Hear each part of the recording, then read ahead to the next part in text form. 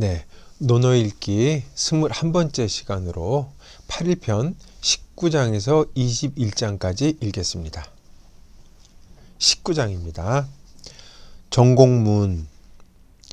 군 사신하며 신 사군하되 여지알이 있고 공자대왈. 군 사신이래요 신 사군 이충이니이다. 전공의 문까지는 A로 하고 공자의 대답을 B로 보겠습니다. 전공이 물었습니다. 임금이 신하를 부리고 신하가 임금을 섬기는데 어떻게 해야 합니까? 임금이 물었으니까 공자 대활 앞에 나왔던 패턴이 반복이 됩니다. 임금은 신하를 부릴 때 예로 하고 하고 엔드로 지금 해석했습니다. 신하는 임금을 충으로써 합니다. 공자의 대답을 일단은 병렬로 저는 봤습니다. A하고 B 한다. 맞죠? 질문이 어떻게 해야 됩니까? 물었을 때 예하고 충으로 합니다. 대답한 거죠. 전공은 소공, 노나라 소공의 동생이에요. 근데 소공이 이 사만씨 중에 힘이 셌던 개환자 한테 쫓겨나서 딴 나라에서 죽었습니다. 그러니까 그리고 형이 죽고 동생이 이제 형의 자리를 이어서 올라간 거죠. 그러니까 이 질문은 공자한테 그 임금이 신하를 어떻게 부리며 신하는 어떻게 임금을 섬깁니까? 라고 일반적인 질문을 한 것처럼 보이지만 그런 질문이 굉장히 절박한 질문이에요. 지금 어떻게 하면 제가 제대로 통치할 수 있습니까? 가로의 안에는 개환자, 이 개시가 저렇게 기세등등해서 목숨마저도 부지할 수 없는 상황인데 어떻게 됩니까? 물었습니다. 공자가 모를 리 없죠. 근데 거기다가 대답을 목 치세요. 그럴 순 없단 말이에요. 공자도 목이 날라가 판인데. 그러니까 이제 은근히 대답하는 거죠. 예로서 부리십시오. 그 신하는 충으로서 뭐 할 것입니다. 근데 이렇게 읽으면 너무 일반적인 질문에 너무 뻔한 대답이죠. 모범 질문에 모범 답안이 나왔어. 재미라기보다 재미없죠. 그래서 이거를 엔드로 하고 병렬로 읽지 않고 조건적으로 달아요. 임금이 신하를 예로 다룬다면 신하는 충성을 할 수 있습니다. 이렇게 된 거예요. 이거 굉장히 중요합니다. 임금이 신하를 예로 다루면 예로서 부리면 신하는 충성으로 임금을 섬길 것입니다. 이렇게 돼요. 임금의 임금다움을 강조하고 임금답게 행동하세요. 그러면 신하는 충성을 할 수밖에 없습니다. 이렇게 된 거예요. 관건은 뭐예요? 이해입니다. 이해. 예로서 다스리라는 게 이거를 전공이 알아들었으면 문제는 간단해졌는데 알아들었는지 모르겠어요. 예를 어떻게 해석하느냐가 이 글을 읽는 관건입니다. 첫째, 육아식으로 읽는 거죠. 육아식이라 말은 좀 그런데 뭐냐면 임금이 솔선수범하십시오. 내면의 덕성을 발휘해서 겉으로 위험이 드러나. 그렇게 솔선수범하시면 신하는 충성을 바칠 수밖에 없는 겁니다. 라고 얘기하는 거예요. 근데 요건 약간 좀 말이 안 되지만 표현을 좀 강하게 하자면 법가적으로 해석할 수 있어요. 예를 무슨 얘기인가 하면 상하지분, 임금은 임금이고 신하는 신하니까 상하의 직분을 엄격하게 적용을 해서 임금이 권위를 가지고 제도로 행동을 한다면 신하는 충성을 할 수밖에 없을 것입니다 라고 하는 거죠. 제가 법가적으로 얘기를 했지만 법가적으로 말을 붙일 필요는 없는데 여하튼 하나는 솔선수범을 하는 것이고 하나는 임금의 권위를 가지고 상하 지분을 엄격하게 잣대를 들이대는 거죠. 그렇게 되면 신하는 할 수밖에 없을 것입니다 라고 되는 거죠. 저번에는 말씀드렸지만 이게 후대에 편집된 거라면 얘를 법가적으로 해석할 가능성이 농후합니다. 아주. 근데 이게 단순한 질문에 뻔한 답이 아니라 이 공자는 여기에 이제 굉장히 액센트를 두고 한 답변을 던진 걸 수도 있죠. 아마 이게 논어를 읽는 그 묘미? 재미가 이런 데 있지 않나 뭐 이런 생각을 하게 하는 그런 걸로 생각을 합니다. 20장입니다. 자왈 관전은 낙이 부름하며 애이불상이니라. 관저는 즐거우면서도 음란하지 않고 슬프면서도 상처를 주지 않는다. 이 정도의 해석이 되겠죠. 관저는 흔히 지금 시경이라 그러는 시에게 첫 작품으로 알려진 거죠. 시는 이제 풍이 있고, 그 다음에 아가 있고, 그 다음에 송이 있어서 이제 세 가지로 얘기를 하는데, 이제 요거는 민요를 얘기하죠. 민요를 이제 15개국 민요를 이제 채집을 했는데, 그 중에 앞에 두 개를 이제 주남소남이라 그래서 정풍이라고 얘기를 하죠. 그러니까 제대로 된 훌륭한 민요라 그래 정풍이라고 특별 대우를 해주고 있죠. 그 중에서 첫 번째 시가 이제 관저죠. 관저를 듣고서 이제 낙이부름, 애이불상이라 그러는 거죠. 이거를 두고 이제 말을 하는, 이게 이제 하나는 시평이다. 공자에 대한 시비평이다. 하나는 음악에 대한 평이다. 그래서 엇갈리고 있어요. 지금 우리는 시를 다 언어로만 보잖아요. 음악이라는 생각을 거의 안 하죠. 시라고 보는 사람들의 의견은 유명한 언어 있죠. 시에 대한 유명한 말들. 시언지. 시는 뜻을 밝히는 것이다. 언지. 뜻을 말하는 것이고, 가영언이다. 노래라는 것은 말을 길게 뽑는 것이다. 여기서 가사를 중요하다고 생각을 했기 때문에 시비평으로 이제 보는 견해가 있는 거죠. 관저의 시 내용으로. 근데 음악평으로 보는 의견이 많습니다. 아마 음악평으로 봐야 되지 않을까 싶은데, 첫째는 논어의 그러니까 음악에 대한 언급이 많을 뿐더러 이 시와 관련된 언사는 대부분 음악적인 측면에서 조명을 하고 있거든요. 태백편에 보면, 뒤에 보면 이제 태백편이 나오는데, 태백편에 보면 그런 얘기가 나오거든요. 관저의 마지막 악장이 아직도 귀에 쟁쟁하구나 라는 공자의 유명한 언급이 보이거든요.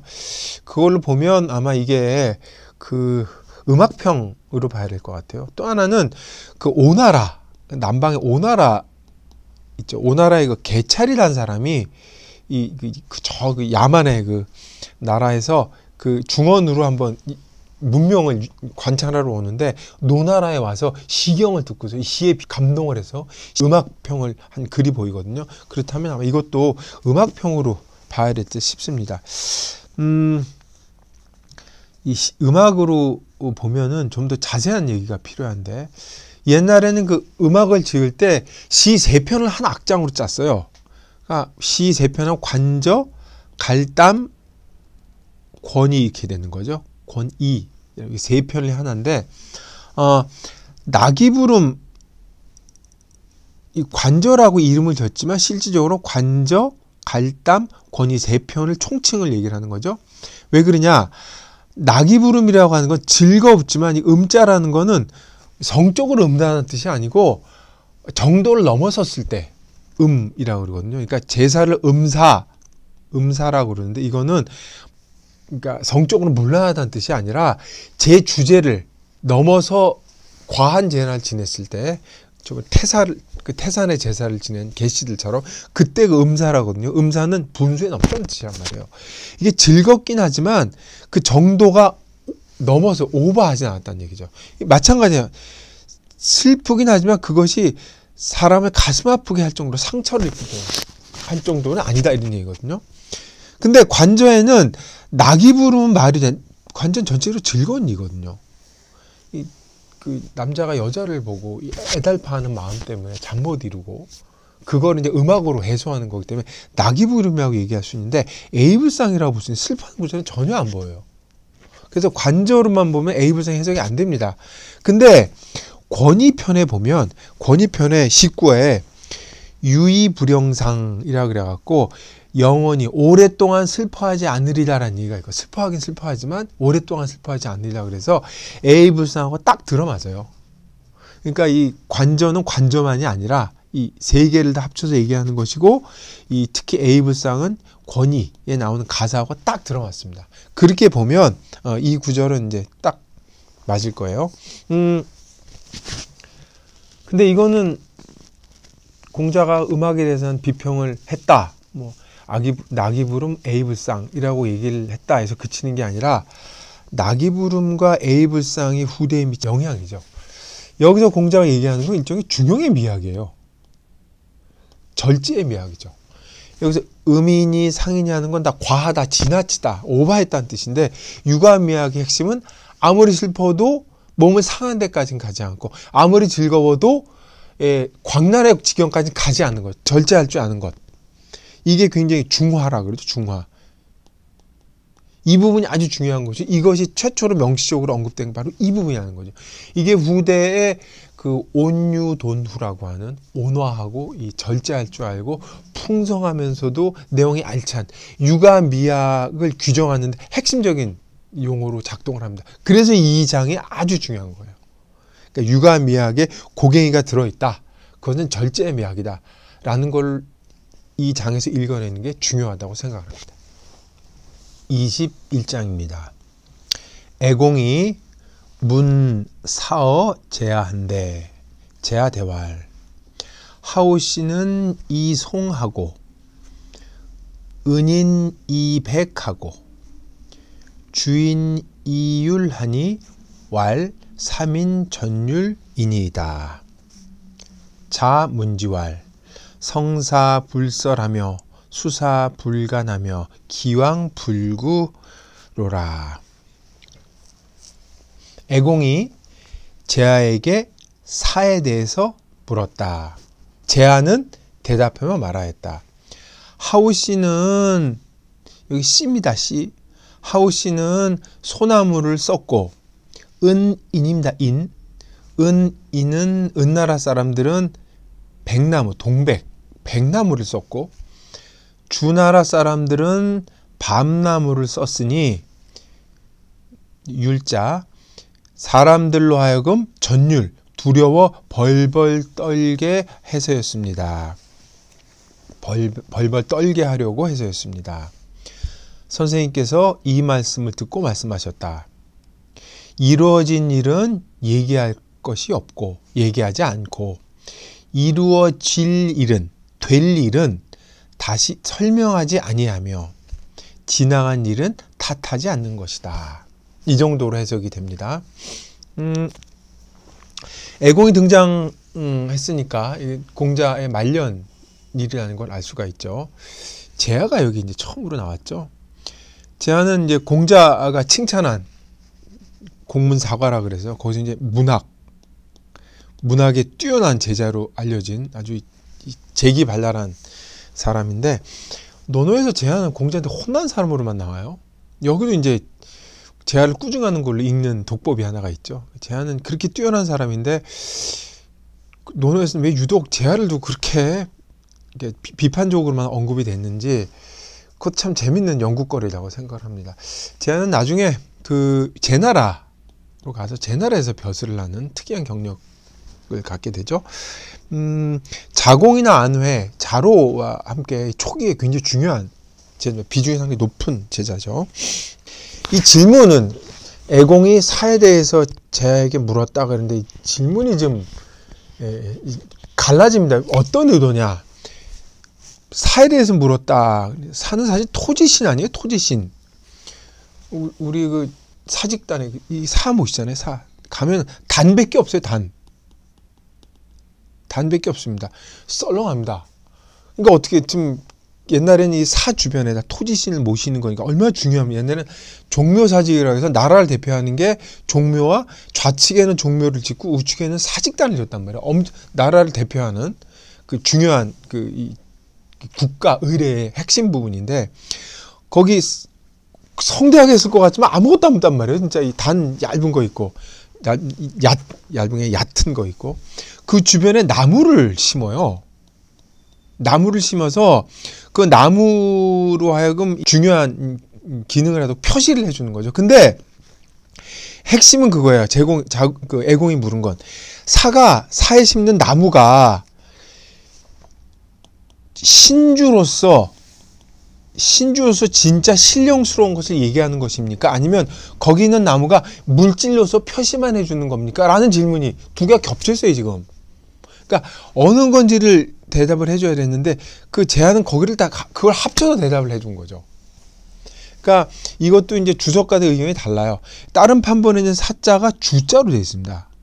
이때는 이 사당에 심는 나무를 나무를 그 뭐라 그럴까 신주로 생각하는 거죠. 신령스러운 영물로 생각하는 거기 때문에 굉장히 귀중하다고 보는 것이고, 또 하나는 나무는 상징적인 걸로 나무 하나 심어서 거기다 그냥 신령에 의탁했는 걸로 치자라고 하는 상징으로 보는 거죠. 그때는 우리가 말하는 이제 신수가 되는 거죠. 신수. 신령스러운 나무라고 우리 보통 얘기하잖아요. 신수라는 거 상징적이죠. 완전히 달라요. 근데 어떤 건지는 모르겠어요. 지금 주석가들 의견이 헷갈리기 때문에. 진짜 영물로 보는 것인지 상징적인 걸로 보고 취급하라는 것인지. 근데 여하튼 그거에 대해서 사가 중요하기 때문에 물었어요. 근데 제안은 대답하기를 하우시는 소나무를 심었고, 그러니까 뭐라가 되는 거야? 송단이 되는 거죠. 그쵸? 송단이 아니라 송사, 참 죄송합니다. 송사가 되고, 은희는 백나무 씨니까 백사가 되는 거고, 그리고 그 주나라 사람들은 율이니까 율사가 되는 거죠. 이게 나무 각기 다른 나무를 심은 건 토질이 다르기 때문에 그 토질에 가장 적합한 나무를 심은 거예요, 사실은. 그 기능이 어떻게 되고 의미를 부여한 거래. 그러니까 하나라와 은나라, 주나라가 이 나라가 강역이 다르단 말이에요. 그러니까 다른 지역이니까 그 지역에 맞는 나무를 심었을 뿐인데 제아가 오버해서 해석한 거죠. 특히 주나라를 해석할 때 율자를 밤나무를 심었는데 율을 전율로 해석한 거 아니에요. 이거는 여기 뭐 정치는 무엇입니까? 그러면 정치는 정야다 이렇게. 또 어지린자 이는 무엇입니까? 인이다 이렇게 해석한 거죠. 이것처럼 이거는 글자 사전적인 풀이를 한 거죠. 율자를 갖고 이렇게 해석한 거예요. 그러니까 공자가 볼 때는 주나라의 문화는 공자가 볼 때 굉장히 문화가 우아하고 이 상당히 고아한 모습인데 이거를 사람을 벌벌 떨게 만해 살벌하게 만든다고 그랬으니까 공자가 볼 때는 야, 또 무슨 이상한 소리를 갖고 말 광을 헷갈리게 했다. 그러면서 이제 이거를 얘기를 한 거죠. 지나간 일을 얘기하니 뭐 상관 이렇게 된 거죠. 근데 여기서 한 가지 주목해야 될 건 하우씨라 그랬고 은인이라 그랬고 주인이라 그랬죠. 씨하고 인의 차이가 생긴 거예요. 무슨 얘기인가 하면 은나라의 탕왕 성탕이라고 그러죠. 탕왕 이전에는 자기 나라가 있어도 그 국호를 그대로 부르지 않고 뭐랄까 씨라고 일반적으로 그러니까 후백이라 그러죠. 그 천자한테 받은 그 직함을 그대로 써서 자기 자신이 씨라고 칭했는데 탕 임금 때 은나라에 와서 자기의 국호를 칭하면서 이 그 이전의 왕한테서 받던 자기를 다 없애버리고 그냥 인이라고 칭한 거예요. 그러니까 씨냐 인이라고 하는 것은 역사가 성탕에 의해서 갈라진 지점이 있기 때문에 칭호의 문제가 달라지기 때문에 하나는 씨라고 그러고 하나는 인이라고 부르는 관례가 생긴 거죠. 그래서 명칭이 달라진 겁니다. 근데 그 제야가 밤나무를 심었는데 이 전율이라고 얘기를 한 거는 그냥 무택대고 한 말이 아니고 이 근거가 있죠. 옛날에는 사에서 사람을 죽이기도 했어요. 실질적으로. 거기서 옛날에는 사람은 공개 처형이니까 사람들이 모여서 이 죽이는 걸 보면 정말 전율할 만하죠. 그래서 그 근거를 두고 이제 전율이라고 썼으니까 나름대로 이제 제안은 그냥 갖다 붙인 게 아니고 이게 의미를 있었던 거죠. 근데 제아가 사에서 사람을 죽이는 거를 예로 든 것은 나름대로 의미가 있다고 보는 해석이 있어요. 다른 해석이 있는 거죠. 무슨 얘기인가 하면 제아는 애공한테 얘기를 하면서 속뜻은 그거죠. 4만씩 목을 치십시오 라고 얘기를 했던 거예요. 근데 그거를 그렇게 얘기했다가 큰일이 나니까 은밀하게 그걸 갖다가 간한 거죠. 거기 사에서 사람을 쳤습니다. 그러니까 밤나무를 한 겁니다. 그걸 기억하십시오. 그 속의 뜻은 가로치고 3만씩 치십시오 라는 속이 뉘앙스가 있었다는 거죠. 공자는 이걸 듣고서 그걸 금방 간파한 거예요. 아, 제아가 이런 뜻으로 한 말이구나. 근데 공자 생각 사건이 그렇게 목을 베는 것처럼 간단히 되질 않다. 이건 그렇게 쉬운 문제가 아니다. 애공이 그렇게 신하를 장악하고 일을 처리할 수 있을까? 아마 안 될 것이야 라고 안타까워했다는 거죠. 수가 높은 거예요, 공자가. 그렇게 보는 거죠. 그러니까 단순히 재화에 대해서 질책한 말이 아니고 그런 뉘앙스를 간파하고 좀 더 이게 좀 더 섬세하게 작업을 했어야 됐는데 라는 아쉬움이 깔려 있다는 거죠. 근데 말이에요. 공자의 대답이 되게 이상해요. 따져보면. 이미 된 일은 얘기할 것이 없고 그렇게 될 일은 이게 될 일이에요. 그렇게 될 일은 간한다는 건 스승이 제자한테 간할 일이 아니죠. 설명한다는 뜻이에요. 설명해 줄 게 없고 이미 지나간 일은 뭐 탓해서 무엇하리 이렇게 되는데 이게 뉘앙스를 보면 동일한 언어를 똑같이 반복한단 말이에요. 공자 같은 사람이 이거를 지금 이거 한마디만 해도 기왕불걸 한마디만 해도 제가 말을 뭐 경솔하게 했건 은밀하게 좀 섬세하게 할 거를 얘기했건 이거 한마디면 될 텐데 같은 얘기를 세 개나 했단 말이에요. 딴 게 있다는 거죠. 무슨 얘기인가 하면 사만씨가 노나라 공실에 대해서 그렇게 함부로 하고 지멋대로 행동하긴 하는 것이지만 노나라 공실이 그렇게 될 수밖에 없도록 한 전례가 있었다는 거죠. 그러니까 노나라 공실에 대한 비판적인 언사를 본 거예요. 노나라가 이미 한 행동에 대해서는 뭐 얘기 못 하겠니? 이미 그렇게 될 일인지 알고도 그렇게 얘기를 했으니 이건 어떻게 되는 거야? 네가 아무리 얘기해봤자 노나라 공실이 그렇게 될 수는 없어. 기왕지사 얘기 총괄하는 말이죠. 이미 지나간 일을 탓해서 무엇하겠느냐 라고 해석하는 거죠. 이것도 설득력이 상당히 있습니다. 그래야지만 공자가 같은 언사를 3번 발표하는 것은 해석이 선명해집니다.